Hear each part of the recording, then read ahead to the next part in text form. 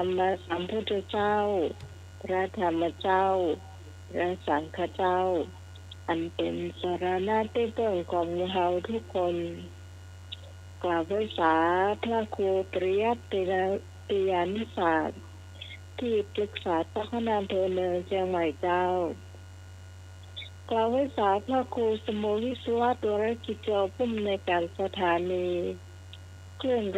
104.50 เมกะเฮิรตซ์เจ้าวาดวัดสายหินเจ้ากล่าวไว้สาพระอาจารย์สมัครยานสีโลผู้ช่วยเจ้าวาดวัดสายหินเจ้าเจริญพรกล่าวไว้สาพระอาจารย์เอารักปัญโยนันท์จากวัดปันเมืองตำบลเวียงหนองล่องอำเภอเวียงหนองล่องจังหวัดลำพูนเจ้าสวัสดีโยมพี่แล้วก็ยินดีต้อนรับคุณผู้ฟังนะเจ้าเข้าสู่รายการธรรมะเครียดที่หมุนขึ้นมาฟังใหม่นะเจ้าวันนี้ยินดีต้อนรับทุกคนเลยแล้วก็งานที่ผ่านพ้นไปต้องขอบคุณคุณผู้ฟังทุกท่านนะเจ้างานของท่านพระครูตีได้ตั้งนะเจ้าเป็นเจ้าวาดวัดสายหินนะเจ้าคือได้รับแต่งตั้งเงินแล้วแต่ว่าไม่ได้ฉลองนะเจ้าเนาะต้องขอบคุณคุณผู้ฟังทุกท่านที่มาในงานแล้วก็อย่างเปี้ยลีนะเจ้าเปี้ยลีต้นเก่าอันนี้ฝากปัจจัยมาอนุโมทนาเนาะอนุโมทนาก็มุทิตาจิตนะเจ้าขอบคุณนักๆนะเจ้าแล้วก็คุณผู้ฟังที่ร่วมทำบุญไปข้าเจ้าตัวเนาะขอบคุณนักๆที่เป็นอาหารการกินด้วยกันนะเจ้าที่ร่วมทำบุญตัวนะเจ้าเนาะยังมีหลายท่านนะเจ้าที่เราไม่ได้ถึงก็คงเอาไว้ตีก่อนตอนนี้การสมัครนะเจ้ารออยู่ที่สถานีอยู่แล้วนะเจ้านิมนต์เจ้า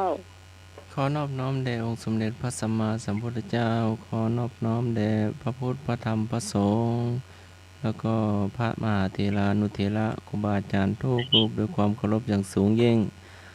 ถวายความเคารพพระอาจารย์พระครูสมุวิศวะผู้อำนวยการสถานี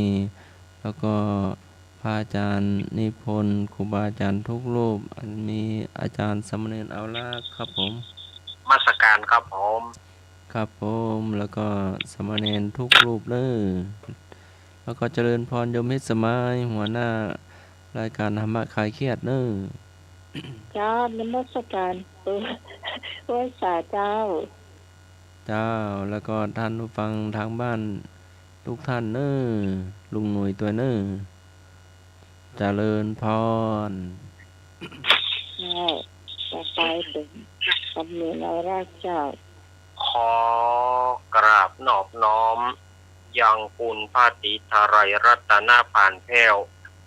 พระเจ้าเจ้าทั้ง3ประการหมายมีพระพุทธพระธรรมพระสงฆ์อันเป็นสรณะที่เพิ่งของหมู่เฮาทั้งหลายขอกราบไหว้สาบุญญาปรมีธรรมท่านอาจารย์ท่านพระครูสมุวิสุวัฒน์วรกิจโจผู้อำนวยการสถานีวิทยุคลื่นพระพุทธศาสนาการศึกษาและวัฒนธรรม104.50 เจ้าอาวาสวัดฝ่ายหินพร้อมไปด้วยครูบาอาจารย์พระสงฆ์องค์สังฆเจ้าภิกษุสามเณรทุกรูปทุกองค์ที่ท่านได้เปิดวิทยุเข้าฟังอยู่ต่างวัดต่างวาด้วยความเคารพอย่างสูงสุดยิ่งครับผมขอกราบนมัสการท่านอาจารย์สมัครยานาสีโลผู้ช่วยเจ้าวาดวัดไผ่หินด้วยความเคารพครับผมครับผมสวัสดีโยมพี่พิสมัยผู้ดำเนินรายการจ้าไหว้สาเจ้าแล้วก็เจริญพรคณะสัตยาติโยมศรัทธาสาธุชนคนดีเฮาทุกท่านรายการธรรมะคลายเครียดปิกมาปะศรัทธาญาติโยมทั้งหลายแล้วท่ามกลางบรรยากาศที่ร้อนอบอ้าวร้อนปีนี้ปีหนึ่งร้อนเหลืออกเหลือใจร้อ ฮ้อนแตะฮ้อนว่าฮ้อนปีนี้ก็ง้อนจนคนก็ตายเนาะน่ากะว่าเอาเกินลำไปเนอะฮ้อนจกคนปอดหายนี่นะมีคนตายนักขนาดนะฮ้อนคนตายเชื่อดูข่าวทีวีก็น่ะฮ้อนคนตายว่ะฮ้อนคนคุ้มข้างว่ะอันอย่างเป็นล่ำเป็นเหนือปีนี้เนาะรายการธรรมะคลายเครียดมาปากันวันเสาร์ที่2 เมษายน พุทธศักราช 2566 เดือน 8 เหนือ เดือน 6 ใต้ ขึ้นมานี่3 ค่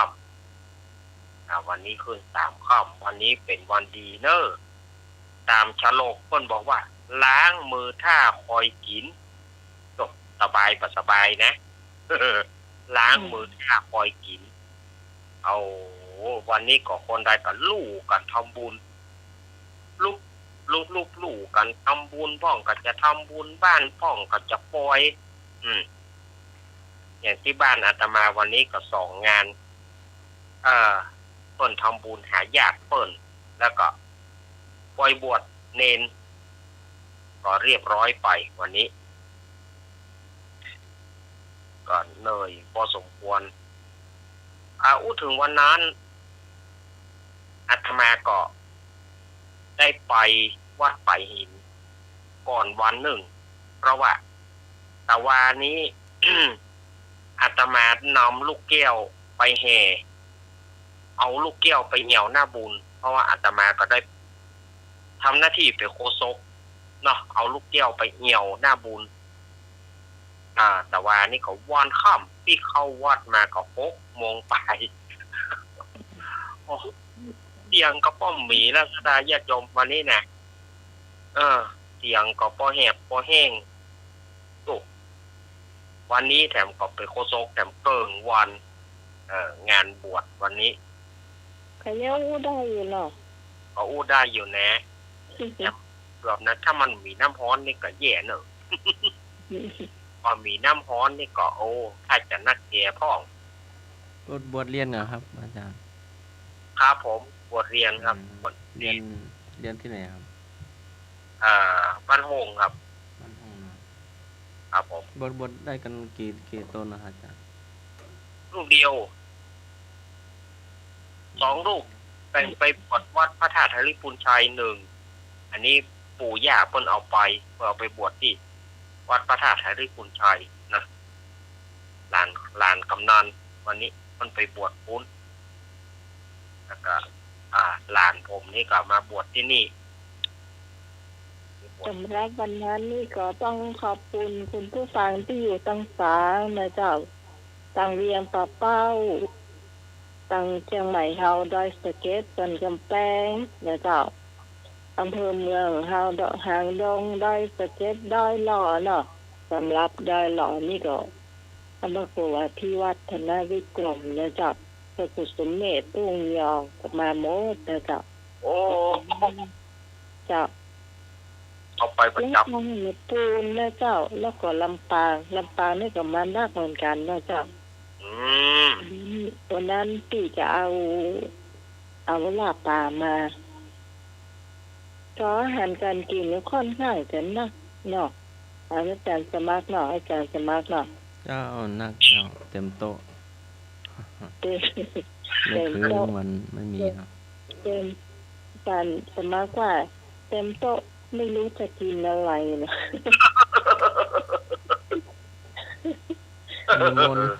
นิมนต์ครูบาอาจารย์เนาะสันพระสงฆ์สามเณรก็นิมนต์เหลือโต๊ะเนาะเหลือแหมโต๊ะแล้วก็มีพ่ออาจารย์ก็มาเนาะพ่ออาจารย์เจ็ดสีพ่อนานแล้วก็พ่ออาจารย์ทำคนเฒ่าคนแก่มาเยอะเนาะพ่อหนานเจ็ดสีตีทานหาข้าวเจ้าในต่อแต่ว่าไม่ไปกันเหมือนนั่นน่ะอาจารย์มหาสมชาติครูบาอาจารย์เยอะตุลุงยอง ตัวลุงหลวงพ่อโอ้น่าจะอายุนักกันนะที่เป็นประธานสงฆ์สืบชะตาเนาะ ซึ่งดอนจ้ะ เจ้า เรียนป้าเป้าวัดทางต่ำค่ะจ้ะ หลวงปู่วันไอ้ก็หลวงปู่ปฏิภาณก็ อาเมนจืด ครู แต่ บาอาจารย์มาเยอะเนาะประมาณ หลวงปฏิภาณธรรมทิน 20 กว่าได้เนาะ20 เกือบ30แล้วก็ อืม มาเยอะเนาะจน ล้นอาสนะได้มานั่งโต๊ะ อืม โต๊ะหลุยโต๊ะเก้าอี้เนาะพระรับรองพระเถระ มามากแม่ก็ดีอ่ะดีกว่ามีใช่ไหม ส่วนใหญ่คนเฒ่าคนแก่เนาะโรงทานก็หนักเนาะ จ้า 3 เต็นท์4 เต็นท์มันก็ อืม โรงทานอ่ะพ่อแม่แนนแดงก็มาลุงหนุ่ยแม่บุญ เมื่อบนนี่เป็นตัวแทนตีครับ ไอ้หนุ่ยเนาะติดเต็มจ้ะ แม่น้ำมนต์หลานลูก เทีย หล น วงปู่ เนี่ย เลิศ เหรอ อ่า อืม แม่หลวงโอ้เยอะเนาะ ก็พี่หนุ่มเขาก็ไปติดอืมไป เยอะๆ มาก็ เล ไป ย แอนนั่นแหละจ้ะ เนาะ ยังใครหน่อยหมูห้าเป็นใจกันเนาะคนนั่นหน่อยคนนี้หน่อยยังใครหน่อยช่วยกันหาบช่วยกันถามเนาะจ้ะ อือฮึ ม่วนเนาะช่วยกันหลายมันม่วนเนาะ เจ้า ชาวบ้านก็มาผู้ใหญ่บ้านก็มาพ่อกำนันก็มา อืม โอ้